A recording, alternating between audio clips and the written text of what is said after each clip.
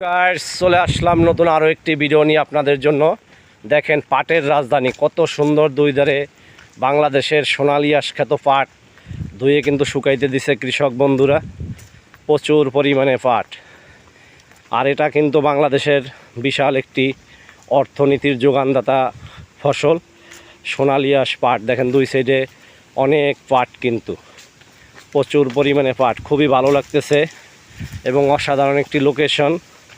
নিলিবিলি একটি রাস্তা দিয়ে আমরা যাইতেছি, খুবই চমৎকার। দেখেন এখানে কিন্তু অনেকগুলো পাট ধুয়ে পরিষ্কার করে এনে রেখেছে, এগুলোও শুকাবে।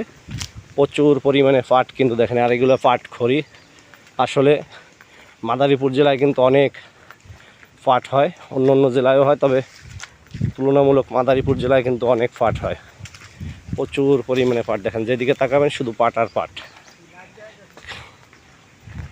লাইভ দেখাইতেছি না, দেখামু।